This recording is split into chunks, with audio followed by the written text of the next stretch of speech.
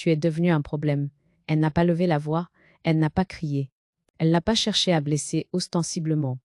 Elle a prononcé cette phrase, comme on dresse un constat, comme on coche une case dans un dossier déjà classé. Ma belle fille était assise en face de moi, droite, sûre d'elle, les mains posées sur la table de la cuisine que j'avais choisie, nettoyée, aimée pendant des années. Mon fils était là aussi, debout, silencieux, les yeux fuyants. Je n'ai pas répondu tout de suite. J'ai regardé la nappe, légèrement froissée, et j'ai pensé à toutes les fois où j'avais repassé ce tissu en pensant au repas de famille, au rire d'autrefois, à cette idée naïve que la famille se protège naturellement. Un problème? Ouais, aïe, je finalement répété. Elle a soupiré, avec cette patience condescendante. Elle réservait aux situations où elle estimait avoir raison. Oui, un problème. Tu compliques tout. Les décisions, l'organisation, l'avenir. Elle parlait comme si je n'étais plus une personne, mais un obstacle logistique. Une donnée gênante dans un projet qui ne me concernait déjà plus. Mon fils n'a rien dit. Son silence a été plus violent que ses mots auraient pu l'être. Il ne me regardait pas. Il regardait le mur, comme s'il espérait qu'en s'absentant du regard, il pourrait aussi s'absenter de la scène. Je me suis entendu respirer. Lentement, profondément. Mon corps, lui, avait compris immédiatement. Ce n'était pas une dispute familiale. Ce n'était pas une phrase malheureuse. C'était une étiquette. Et une étiquette, quand elle est posée, sert toujours à justifier ce qui suit. Depuis quand? Je demandai. Elle a haussé les épaules. Depuis que tu refuses de comprendre. Comprendre quoi? Qu'il fallait que je m'efface davantage? Que je remercie pour les miettes d'attention? Que je m'excuse d'exister encore, à un âge où l'on devient encombrant dans les plans des autres. Je me suis souvenu de toutes les petites phrases, de toutes les décisions prises sans moi, de tous les on verra plus tard, qui ne venaient jamais. Ce jour-là, tout prenait une cohérence glaçante. Tu sais très bien, a elle ajouté, on essaie de construire quelque chose. Et toi, tu es toujours là, à poser des questions? Mais être là, poser des questions. Voilà donc ce qui faisait de moi un problème. Je n'ai pas pleuré. Pas encore.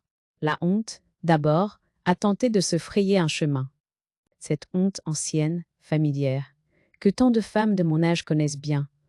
Celle d'avoir trop demandé, trop attendu, trop vécu. Puis autre chose est venue. Plus calme. Plus ferme. Je me suis redressée sur ma chaise. Je suis la mère de ton mari. Je dis. Et je suis chez moi. Elle a souri. Un sourire, bref, maîtrisé. Plus vraiment, a elle répondu. Cette phrase-là a été le véritable choc. Pas parce qu'elle était inattendue, parce qu'elle confirmait ce que je refusais encore de formuler. On avait déjà décidé, sans moi. On avait déjà déplacé ma place.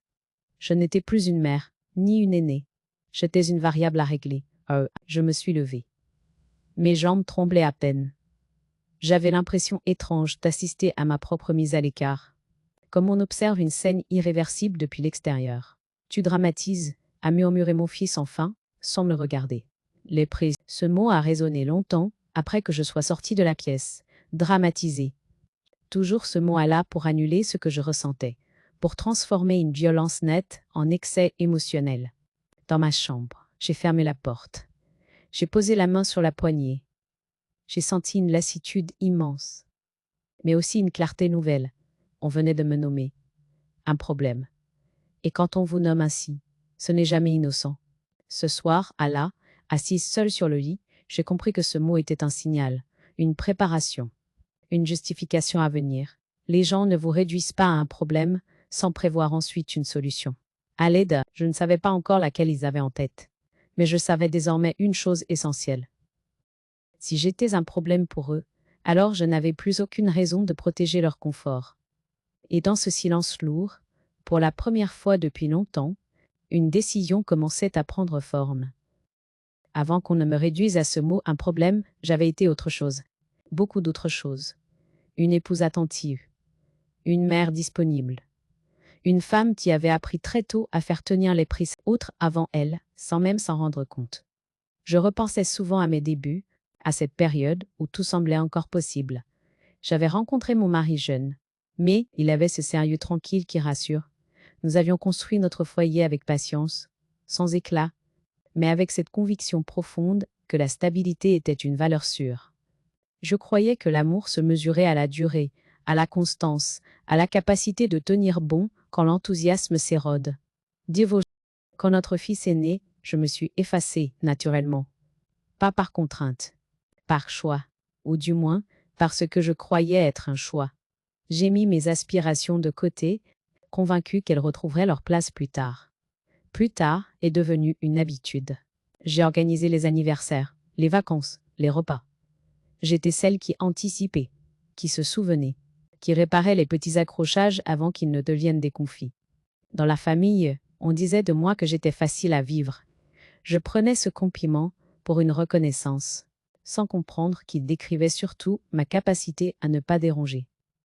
Quand mon fils a grandi, j'ai veillé à ne pas l'étouffer. Je voulais être une mère moderne, respectueuse, présente sans être envahissante. Je lui ai appris l'autonomie, la responsabilité, le respect. Je pensais naïvement que ces valeurs reviendraient un jour vers moi, intactes. Puis il a rencontré celle qui allait devenir ma belle-fille. Au début, je l'ai accueillie avec sincérité. J'ai fait attention à ne pas m'imposer, à ne pas comparer, à ne pas donner de conseils non sollicités, mais je savais la réputation des belles-mères. Je voulais être différente, discrète, soutenante. J'ai cru que cette retenue serait perçue comme une marque de respect. Elle a été interprétée comme une faiblesse. Peu à peu, j'ai senti que ma place changeait, lentement, presque imperceptiblement. Je n'étais plus celle qu'on consulte, mais celle qu'on informe. Puis celle à qui l'on explique. Puis celle à qui l'on demande d'accepter. Les décisions se prenaient sans moi. Les projets se formulaient dans un langage où je n'étais plus incluse. On parlait d'organisation, d'avenir, de logistique, des mots froids, pratiques, derrière lesquels disparaissait toute notion d'attachement ou de reconnaissance. Je continuais pourtant à aider, à garder les enfants, à rendre service, à être disponible. J'avais intégré l'idée que l'utilité était une forme de légitimité. Tant que je servais, je pensais avoir ma place. Je n'ai jamais élevé la voix, jamais exigé, jamais rappelé tout ce que j'avais donné. Ce rappel me semblait indécent. J'avais grandi avec l'idée que l'amour véritable ne tient pas de compte. Aujourd'hui, en revisitant ces années, je comprenais combien cette croyance m'avait rendue vulnérable. J'avais construit mon identité autour du don silencieux, persuadée que la reconnaissance viendrait naturellement. Alors, elle ne venait pas. À la place, il y avait des sourires polis, des remerciements rapides, et cette impression diffuse d'être tolérée plutôt que attendue. Je confondais la paix apparente avec le respect. Avant d'être appelé un problème, j'avais été un pilier invisible, un soutien constant, jamais questionné. Et c'est peut-être cela, le plus difficile à accepter. On ne devient pas un problème du jour au lendemain. Le plus difficile, on le devient quand on cesse d'être utile dans le récit des autres. En repensant à ma vie d'avant, je ne ressentais plus de fierté aveugle, ni de honte. Je ressentais une lucidité nouvelle. J'avais vécu en pensant que l'effacement était une forme d'amour. Je commençais à comprendre que cet effacement avait surtout préparé le terrain à ce qu'on me dise, un jour, sans trembler, tu es devenu un problème. Et ce jour-là, tout ce que j'avais cru solide s'était révélé terriblement fragile.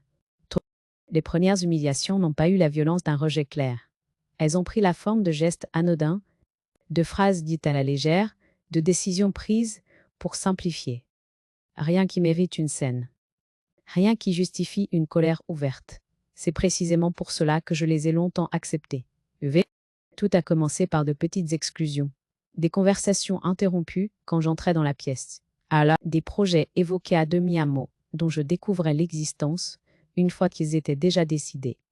On pensait que ce serait plus simple comme ça, disait à elle souvent, ma belle-fille, avec ce ton faussement doux, qui n'admet pas la contradiction. Je souriais. Je hochais la tête. Je me disais que ce n'était pas grave, que je n'avais plus besoin d'être au centre. J'avais appris à confondre maturité et effacement. Puis il y a eu les remarques. Dieu, tu es fatigué, laisse. Ce genre de choses est compliqué pour toi. Tu sais, à ton âge, chaque phrase, prise séparément, semblait presque attentionnée. Ensemble, elles dessinaient une frontière nette. Celle entre ceux qui savent et celle qui doit être ménagée. Je sentais que l'on parlait de moi comme d'une personne fragile, sans jamais me demander si je me sentais telle. Mon fils, lui, se taisait. Son silence me faisait plus mal que ses rares mots. Il était là, physiquement, mais absent dans ces moments précis où j'aurais eu besoin qu'il rappelle simplement que j'étais sa mère, pas un dossier à gérer. À table, je devenais invisible. Les décisions importantes se discutaient au-dessus de mon assiette. On me demandait mon avis sur des détails sans importance. Le dessert, l'heure du café, la couleur d'un rideau. Le reste m'échappait. Et je laissais faire, persuadée que protester me ferait passer pour ingrate. Je me souviens d'un dîner précis. Ma belle-fille avait organisé toute la soirée. J'étais arrivée avec un plat, comme toujours, elle la regardait à peine. Ce n'était pas nécessaire, elle dit. Pas merci. Pas de regard. Juste ce constat sec, qui me renvoyait à une inutilité nouvelle. J'ai continué à manger en silence. À ce moment, j'ai senti une chaleur étrange, monter dans ma poitrine. Pas de la colère. Une humiliation calme, presque résignée. Celle qui s'installe quand on comprend que sa présence dérange plus qu'elle ne réjouit. Les petites humiliations se sont accumulées. On changeait les horaires sans me prévenir. On décidait à ma place. On plaisantait parfois, devant d'autres. Elle aime bien quand tout est simple. On riait. Je riais aussi. Le rire est parfois une manière de disparaître sans bruit. Je me suis surprise à demander la permission pour des choses qui avaient toujours été naturelles. Puis à ne plus demander du tout. J'anticipais ce qu'on attendait de moi. Discrétion, gratitude, silence. Je croyais encore que cette adaptation était la preuve de mon amour. Je n'avais pas compris qu'elle validait leur pouvoir de me réduire. Ces humiliations n'étaient jamais frontales. Là, elles n'auraient choqué personne vu de l'extérieur. C'est ce qui les rendait si efficaces. Elles m'apprenaient à douter de ma légitimité, à minimiser ce que je ressentais, à croire que mon malaise était exagéré. Et pourtant, quelque chose résistait en moi.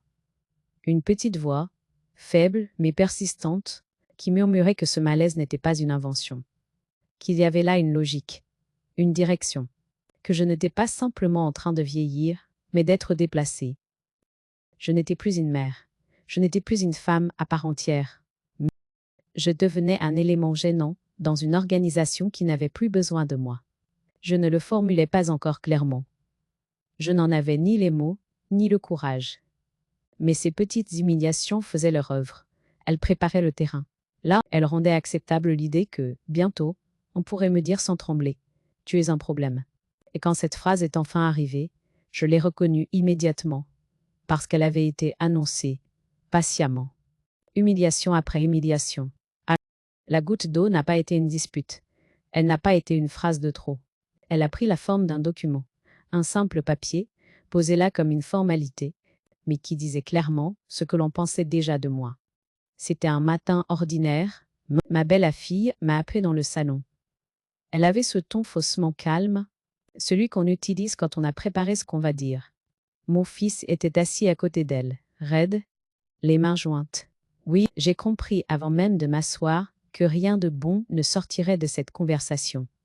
Elle m'a tendu une feuille. On a pensé que ce serait mieux de mettre certaines choses par écrit. Elle dit. Je l'ai prise sans répondre. C'était une proposition. Officiellement. En réalité, c'était une décision déjà actée. Les mots étaient soigneusement choisis, impersonnels, presque bienveillants. On y parlait d'organisation, de prévention, de tranquillité pour tout le monde. Là, on y évoquait mon âge, ma fatigue supposée, mon besoin d'être soulagé. Il était question d'une procuration, d'une gestion facilitée, d'un accompagnement administratif. Pas une seule fois le mot consentement n'apparaissait. Mort. Je lisais lentement. Chaque ligne me donnait l'impression qu'on me retirait quelque chose, sans jamais le dire clairement. Ma signature était attendue en bas de la page, comme une évidence, comme une formalité, comme si tout cela allait de soi. C'est juste pour t'aider, a ajouté mon fils. Enfin. Sa voix tremblait légèrement. Pas d'indignation, de l'inconfort. Je les ai regardés tour à tour. Ma belle-fille me fixait avec assurance. Elle avait ce regard de quelqu'un qui se croit raisonnable, moderne, efficace. Celui qui pense agir dans l'intérêt général. Et si je refuse? Et je demandé. Elle a soupiré. Tu compliques les choses. Elle a répondu. C'est exactement pour ça qu'on dit que tu es. Elle s'est arrêtée. Elle n'a pas terminé sa phrase. Elle n'en avait pas besoin, mais le mot était déjà là, suspendu entre nous. Un problème. À cet instant précis, tout s'est aligné en moi. Les petites humiliations, les décisions prises sans moi, les regards échangés, puis les sourires condescendants. Ce papier n'était pas une initiative isolée. C'était l'aboutissement logique de ce que ils avaient construit depuis des mois, peut-être des années. Ils ne me voyaient plus comme une mère. Ils ne me voyaient plus comme une femme capable. Ils me voyaient comme un obstacle à gérer. J'ai senti une chaleur monter dans ma poitrine. Pas de panique. Pas de larmes. Une colère froide, précise. Celle qui ne cherche pas à exploser, mais à comprendre exactement ce qui se joue. Vous avez déjà parlé de ça sans moi, et je dis. Ma belle fille n'a pas nié. On n'allait pas t'inquiéter pour rien. Toujours cette idée de protection. Toujours cette excuse commode qui permet de décider à la place de l'autre, tout en se donnant bonne conscience. J'ai reposé le document sur la table, très lentement. Ce n'est pas de l'aide, et je dis. C'est une mise à l'écart. Mon fils a baissé les yeux. Il n'a rien répondu. Son silence, encore une fois, a confirmé ce que je redoutais. Il avait déjà accepté ce scénario. Peut-être par fatigue, peut-être par lâcheté, peut-être par amour conjugal, mal compris. Je me suis levée. Mes jambes tremblaient à peine. J'avais cette clarté rare qui survient quand une limite est franchie sans retour possible. Vous avez décidé que je n'étais plus capable. Et je poursuivis. Sans médecin, sans juge, sans me demander ce que je voulais. Ma belle fille a croisé les bras. Tu dramatises. Ce mot, encore, comme une arme finale pour invalider ce que je ressentais. Ce jour-là, j'ai compris que je ne faisais plus face à un manque de respect passager. J'étais confrontée à une tentative de dépossession douce, enveloppée de bonnes intentions, mais profondément injuste. Il voulait ma signature. Il voulait mon silence. Il voulait mon accord à ma propre disparition sociale. Je n'ai pas signé. Je suis sortie de la pièce sans plaquer la porte. Dans le couloir, j'ai senti mes mains trembler pour la première fois. Pas de peur. De lucidité. Une lucidité tranchante, irréversible. Ce n'était plus une question de relation familiale. Ce n'était plus une question d'affection blessée. C'était une question de droit, de dignité et de survie morale. Et à partir de cet instant, une certitude s'est imposée à moi. Je ne me défendrai plus seule, ni dans leur langage, ni sur leur terrain. Quelqu'un d'autre parlerait bientôt pour moi. Les nuits qui ont suivi ont été étrangement silencieuses. Pas calmes, silencieuses. Comme si le monde avait retenu son souffle en attendant que je choisisse enfin de regarder la réalité sans détour. Mais je dormais peu. Je restais allongée longtemps, les yeux ouverts, à écouter les bruits de la maison, qui ne appartenait déjà plus tout à fait. Je repassais la scène du document dans ma tête. La feuille blanche, les mots lisses, la signature attendue, et surtout, cette évidence brutale. Ils avaient déjà décidé de ma place, de mon rôle, de mes limites, sans médecin, sans juge, sans moi. Je me suis demandé à quel moment précis j'avais cessé d'être une personne pour devenir un cas. Un dossier à simplifier, une contrainte à organiser. Je cherchais ce point de bascule comme on cherche une fissure ancienne, dans un mur qu'on croyait solide. Était à ceux quand j'avais accepté trop facilement de laisser faire. Quand j'avais cessé de poser des questions pour éviter les tensions. Quand j'avais cru que me taire protégeait mon fils. Je comprenais peu à peu que mon silence n'avait protégé personne. Il avait seulement permis aux autres de parler à ma place. Une nuit, je me suis levée et je suis allée dans la salle de bain. J'ai allumé la lumière. Le miroir me renvoyait le visage d'une femme âgée, oui, mais pas absente. Mes yeux n'étaient ni perdus, ni confus. Ils étaient fatigués, mais lucides. Très lucides. Je me suis posé une question simple, presque brutale. Si je signe, que reste à Théaïl de moi? La réponse m'a glacée. Il ne resterait qu'une présence tolérée. Une femme officiellement aidée, officieusement écartée. Une mer transformée en problème administratif. J'ai compris alors que ce papier n'était pas une fin, mais un début. Le début d'une chaîne. Aujourd'hui, la procuration. Demain, les comptes. Après, à demain, peut-être, une décision médicale prise sans moi. Tout cela était cohérent. Trop cohérent pour être improvisé. Je ne ressentais plus seulement de la tristesse. Une colère lente montait, mais ce n'était pas une colère explosive. C'était une colère structurée, réfléchie, presque froide. Celle qui ne cherche pas à crier, mais à comprendre comment agir, sans se perdre. Je me suis assise avec un vieux carnet que je gardais depuis des années sans vraiment m'en servir. J'y ai noté tout ce dont je me souvenais, les phrases exactes, les dates, les attitudes, les silences. Pas pour accuser, pour voir clair. Mettre des mots précis là où, trop longtemps, il n'y avait eu que du flou et de la culpabilité. Plus j'écrivais, plus une certitude s'imposait. Je n'étais pas devenue difficile. J'étais devenue lucide. Et cette lucidité dérangeait parce que elle menaçait un confort bâti sur mon effacement. Mais je pensais à toutes les femmes de mon âge qui signent sans lire, par confiance, par fatigue, par amour. À celles à qui l'on dit que c'est pour leur bien. Je sentais une responsabilité nouvelle naître en moi. Pas héroïque, humaine. Celle de ne pas me trahir davantage. Je savais que parler seule ne suffirait plus.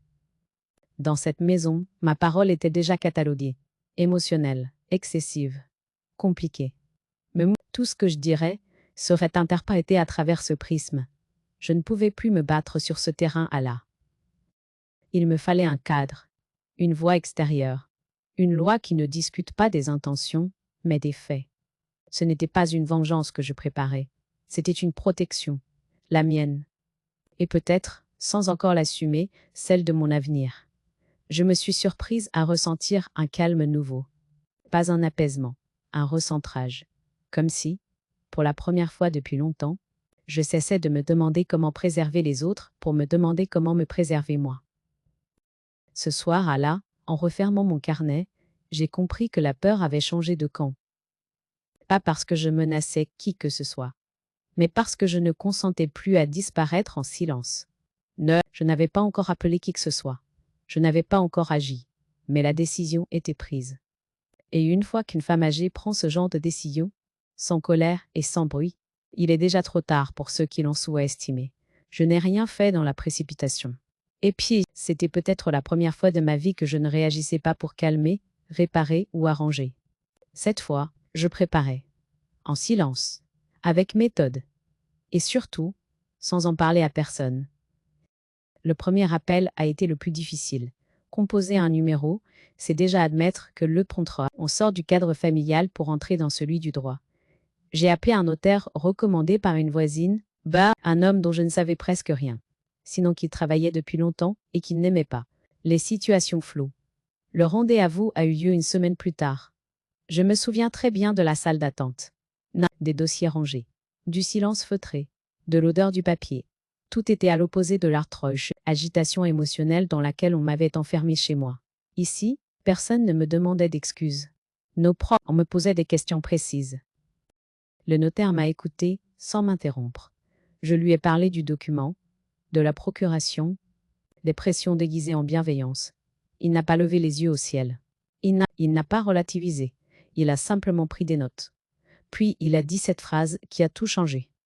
Madame, tant que vous êtes lucide, volontaire et informée, personne ne peut décider à votre place. Ces mots n'étaient pas affectueux. Ils étaient justes. Et ils m'ont redonné une place que l'on m'avait retirée. Celle d'une adulte responsable. Nous avons repris tout depuis le début. Mes biens, mes comptes, mes droits, ce que je possédais réellement et ce que je croyais posséder. J'ai découvert que certaines choses étaient restées à mon nom, malgré ce que l'on m'avait laissé entendre.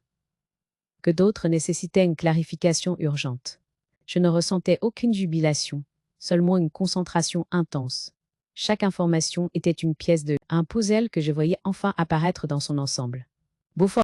Ensuite, j'ai ouvert un nouveau compte bancaire. Pas pour cacher. Pour séparer. Pour sécuriser. Le conseiller m'a regardé avec surprise quand j'ai refusé toute procuration, toute facilité au cas où. Je préfère comprendre plutôt que simplifier. Eh ah, je répondis. À la maison, je n'ai rien laissé paraître. Puis, j'ai continué à être polie, discrète, disponible. J'ai même accepté certaines remarques sans réagir. Ce masque de docilité était devenu mon meilleur allié. Il rassurait, il endormait. Il confirmait ce qu'il croyait déjà savoir de moi. Pendant ce temps, je rassemblais les documents, les actes, les relevés, les dates. Je notais tout dans mon carnet. Sans colère, sans pathos. Comme une chronique administrative de ma propre vie. J'ai aussi rédigé un Nouveau Testament, lentement, en pesant chaque mot. Pas pour punir. Pour rétablir un équilibre, le notaire m'a demandé si j'étais certaine de mes choix. Fou, je l'étais. Plus que je ne l'avais jamais été. Ce qui m'a le plus frappé, c'est le calme qui m'habitait. Je n'avais pas l'impression de me venger, je me protégeais. Je reprenais un territoire intérieur et juridique que je avait laissé s'effriter par fatigue et par amour mal placé. Chaque démarche me rendait un peu plus solide. Chaque signature réfléchie annulait symboliquement celle que l'homme en avait voulu m'arracher. Je n'étais plus sur la défensive. J'étais dans l'anticipation. Je savais que le moment viendrait où tout cela éclaterait, où il découvrirait que je n'étais pas restée immobile. Mais je ne cherchais pas ce moment. Je le laissais venir. La vraie force, je l'apprenais enfin, ne réside pas dans l'affrontement immédiat. Elle réside dans la préparation invisible, dans la patience, dans la précision. Et pendant qu'ils continuaient à me voir comme un problème, je devenais, en silence, leur angle mort, celui qu'on ne surveille pas, celui qui, pourtant, change tout quand il apparaît. Le jour où tout a basculé n'a rien eu de spectaculaire. Pas de cri, pas de porte claquée, juste un appel, reçu en milieu de matinée, alors que je buvais mon café, assise à la table de la cuisine. Ah, la voix de mon fils tremblait. « Maman, il faut qu'on parle. » Je n'ai pas demandé de quoi. Je savais. On sait toujours quand le temps de l'ignorance prend fin. Ils m'ont demandé de venir au salon. Ma belle-fille était déjà là, debout, les bras croisés. Elle avait ce visage fermé, qu'elle prenait quand les choses n'allaient pas comme prévu. Sur la table, il y avait des papiers, des copies, des courriers. Je les ai reconnus immédiatement, l'un à tête du notaire. Mon notaire, tu nous as caché des choses, a hâté à elle commencer, sans préambule. Je me suis assise lentement, j'ai posé mon sac à mes pieds, je n'ai pas répondu. Le silence, parfois, oblige les autres à se révéler plus vite qu'ils ne l'avaient prévu. On a reçu une convocation, a ajouté mon fils, et on ne comprend pas. Je les regardais parler comme on observe une scène déjà jouée. Leurs phrases se bousculaient. Ils parlaient de trahison, d'incompréhension, de manque de confiance. Ils parlaient beaucoup. Trop. C'était le signe qu'ils avaient perdu le contrôle. Ma belle-fille a fini par me regarder droit dans les yeux. Tu savais très bien que ça allait poser problème. Ce mot, encore. Problème. Je me suis entendue répondre, calmement. Oui. Elle a cligné des yeux. Elle ne s'attendait pas à cette réponse. Oui, je savais que reprendre mes droits vous dérangerait. Aïe, je poursuivis. Mais ce ne sont pas vos droits. Ce sont les miens. Mon fils a tenté d'intervenir. Maman, on voulait juste t'aider. Je l'ai regardé pour la première fois depuis le début de la conversation. Vraiment regarder? Non, Aya, je dis. Vous vouliez décider à ma place. Le silence qui a suivi a été lourd. Pas un silence gêné, un silence de chute. Celui qui arrive quand une version des faits ne tient plus. Ma belle-fille a saisi une feuille. Tu as vu un avocat? J'ai hoché la tête. Et un notaire? Son visage s'est durci. Tu nous as pris par surprise. Je n'ai pas souri. Vous m'avez appelé un problème. Je vous ai simplement répondu avec la loi. Ils ont commencé à parler de conséquences, de famille, d'avenir, de ce que les gens diraient. Des mots qui, autrefois, m'auraient fait douter. Plus maintenant. Je voyais clair. Leur colère n'était pas celle de personnes blessées. C'était celle de personnes prises de court. On ne peut pas continuer comme ça, a dit mon fils, la voix brisée. Je me suis levée. Lentement, sans menace, sans triomphe. Vous avez raison, et je répondu.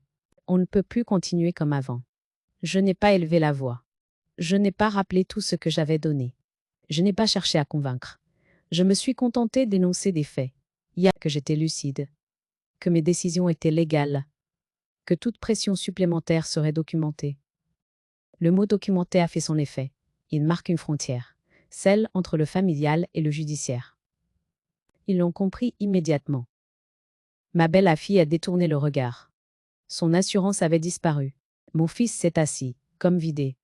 À cet instant précis, j'ai su que le piège s'était refermé.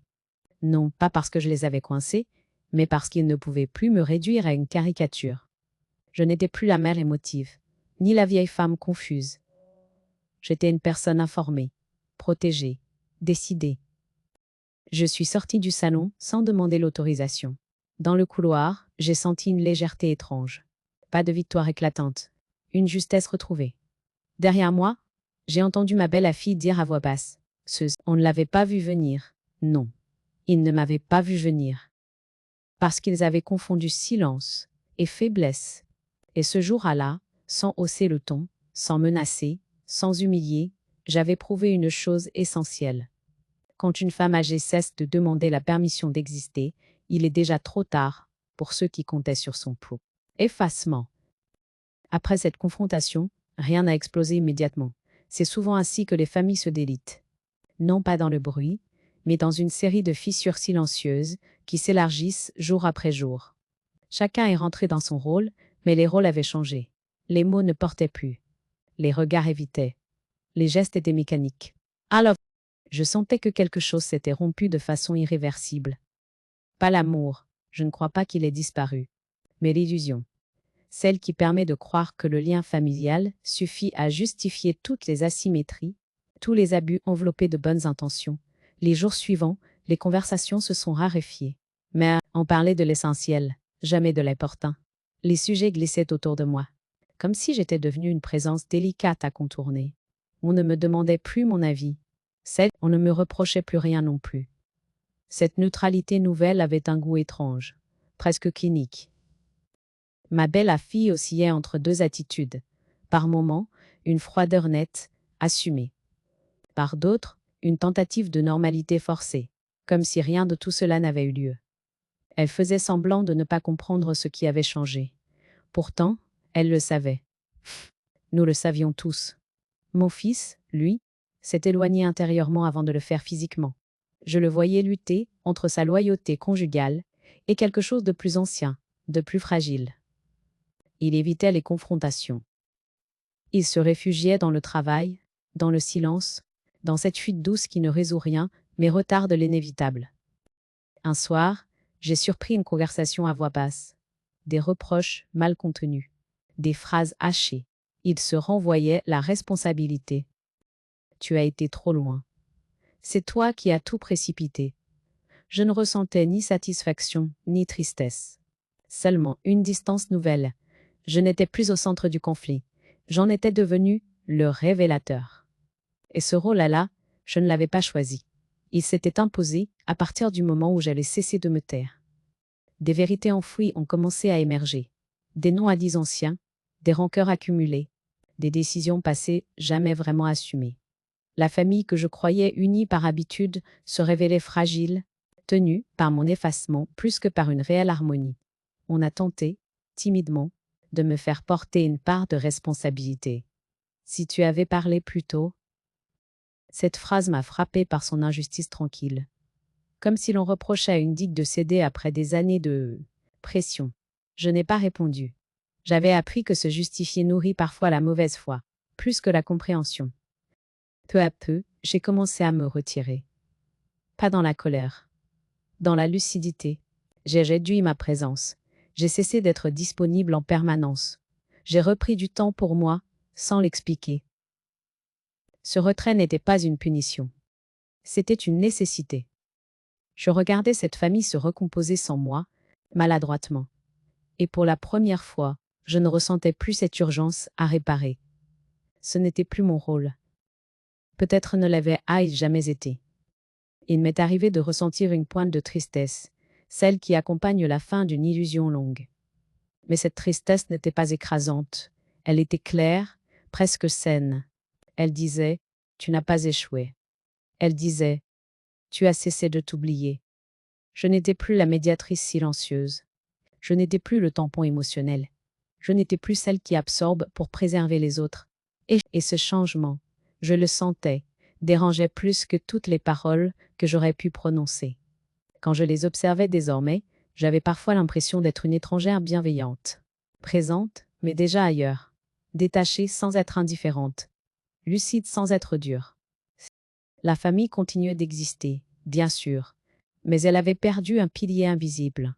Et sans ce pilier, chacun devait désormais faire face à ses propres responsabilités. Je n'avais rien détruit. J'avais simplement cessé d'empêcher l'éclatement. Et dans ce chaos discret, je comprenais enfin que certaines structures ne tiennent que parce qu'une femme accepte, toute sa vie, de porter ce que personne d'autre ne veut regarder. Moi, je ne portais plus. Le départ n'a pas été théâtral. Pas de valise jetée à la hâte. Pas de larmes dans l'embrasure de la porte. J'ai quitté cette maison comme on quitte une époque, lentement, consciemment, sans retour en arrière possible. Ça, j'avais trouvé un petit appartement à quelques rues de là. Rien d'extraordinaire. 2 pièces lumineuses, un balcon étroit, une vue dégagée sur des arbres que je ne connaissais pas encore. Ce lieu ne portait aucun souvenir, aucune attente. C'était exactement ce qu'il me fallait. Les premiers jours, le silence m'a surprise. Un silence différent de celui que j'avais connu auparavant. Pas celui de l'effacement, mais celui de la liberté retrouvée. Je pouvais me lever, sans m'excuser. Me coucher, sans justifier mon fatigue. Décider, sans anticiper les réactions des autres. Je redécouvrais le temps. Pas le temps utile. Celui qui sert à rendre service ou à répondre à des demandes implicites. Alors, le temps vide. Le temps à remplir selon mon propre rythme. Cette liberté, je ne l'avais jamais vraiment connue. Je me suis mise à marcher davantage, à m'asseoir dans un café sans me presser, à observer les gens sans chercher à comprendre leurs attentes. Je me suis surprise à sourire à des inconnus, à échanger quelques mots simples, sans enjeu. Ces rencontres légères avaient une douceur particulière. Elles n'exigeaient rien. Peu à peu, mon corps s'est détendu. Je respirais mieux. Mon sommeil s'est amélioré. Je n'avais plus cette tension sourde qui m'accompagnait depuis des années. Ce besoin constant d'être à la hauteur d'un rôle qui n'avait jamais été clairement défini. Je pensais parfois à mon fils, à ma belle-fille. Pas avec colère. Avec une lucidité calme. Je savais que la distance était nécessaire. Pas pour punir, mais pour me protéger. Je ne voulais plus être aspirée dans une dynamique où mon existence devait se justifier. J'ai aussi rencontré des personnes nouvelles. Une voisine, attentive sans être intrusive. À ça, une femme de mon âge, croisée au marché, avec qui j'ai partagé quelques confidences sans gravité. Alors, ces liens modestes avaient une valeur immense. Ils se construisaient sur l'égalité, pas sur la dette. L'objet. Je me suis interrogée sur le pardon. Longtemps, je croyais qu'il fallait pardonner pour être libre. Je comprenais désormais que le pardon n'est pas une obligation. C'est un choix. Et qu'il ne peut exister sans reconnaissance réelle du tort causé. Pour l'instant, je choisissais la sérénité. Ce n'était pas de la rancune, c'était une pause. Une respiration nécessaire avant toute autre décision intérieure. Je me suis autorisée à rêver à nouveau. Pas de grands projets, de petites choses. Un voyage court, une activité laissée de côté depuis trop longtemps. Une routine qui me ressemble. Je n'avais plus besoin d'un avenir spectaculaire. J'avais besoin d'un présent respectueux. Namoa, le soir, sur mon balcon, je regardais la lumière changer. Je pensais à la femme que j'avais été, à celle que je devenais. Il n'y avait pas de rupture brutale entre les deux. Il y avait une continuité apaisée. Comme si, enfin, je m'étais retrouvée. Je n'étais plus une mère effacée. Je n'étais plus un problème à gérer. Je n'étais plus une présence tolérée. Mais j'étais une femme âgée, consciente de ses limites, mais aussi de sa valeur. Ce nouveau départ n'effaçait pas le passé. Il le plaçait à sa juste distance. Je pouvais m'en souvenir sans me perdre. Je pouvais penser à ma famille sans me sacrifier. Et dans cette vie plus simple, plus lente, plus vraie, je comprenais une chose essentielle. On ne recommence pas sa vie à zéro. On la reprend là où on s'était oublié. Et parfois, c'est largement suffisant. Il m'arrive encore de repenser à cette phrase. Un problème. Elle résonne différemment aujourd'hui. Elle n'a plus le pouvoir de me blesser. Elle est devenue un repère, presque un point de bascule dans ma mémoire. Le moment précis où j'ai cessé de me définir à travers le regard des autres. Longtemps, j'ai cru que vieillir signifiait réduire son espace. Parler moins, demander moins, s'excuser davantage. Je pensais que la dignité passait par l'effacement. C'est une erreur profonde, que beaucoup de femmes de ma génération ont payée sans jamais la nommer. Ce que j'ai appris, tardivement mais fermement, c'est que la dignité ne se mendie pas. Elle se pose, elle s'affirme sans bruit, elle ne demande pas l'autorisation. Je regarde aujourd'hui mon passé sans colère excessive. Il y a des regrets, oui. Celui de ne pas avoir posé certaines limites plus tôt. Celui d'avoir confondu l'amour avec la tolérance à l'injustice. Mais ces regrets ne m'écrasent pas. Ils m'éclairent. Chaîne. Je comprends désormais que certaines familles tiennent parce qu'une femme accepte de porter le poids du non a dit. Elle absorbe les tensions. Elle arrondit les angles. Elle protège les silences. Et le jour où elle s'arrête, tout vacille. On l'accuse alors d'être la cause du désordre, alors qu'elle en était le rempart. Je n'ai pas détruit ma famille. Je n'ai pas cherché à humilier. Je n'ai pas voulu gagner. J'ai simplement refusé de disparaître doucement, poliment, sous couvert de bonnes intentions. Ce refus a eu un prix. La distance. L'incompréhension. Le regard de ceux qui préfèrent une paix factice à une vérité. Inconfortable. Mais ce prix est juste. Il est honnête. Et surtout, il est vivable. Aujourd'hui, je n'attends plus qu'on me comprenne. J'attends qu'on me respecte. Et s'il faut choisir, je choisis toujours le respect. Même solitaire. Même silencieux. Je pense souvent aux femmes qui diront ou entendront cette histoire. À celles qui hésitent encore. À celles qui se demandent si elles exagèrent, si elles devraient laisser passer, si ce n'est pas trop tard pour dire non. Je voudrais leur dire ceci. Tant que vous savez ce que vous ressentez, tant que vous comprenez ce qui vous est fait, il n'est jamais trop tard. Il n'est jamais trop tard pour consulter. Il n'est jamais trop tard pour écrire. Il n'est jamais trop tard pour refuser une signature. Il n'est jamais trop tard pour se choisir. Je n'ai pas élevé la voix. Je n'ai pas crié ma vérité sur une table familiale. 2. J'ai parlé là où ma parole avait un poids, là où elle ne pouvait pas être minimisée, ni retournée contre moi. J'ai laissé la loi dire ce que je n'aurais jamais réussi à faire entendre seule.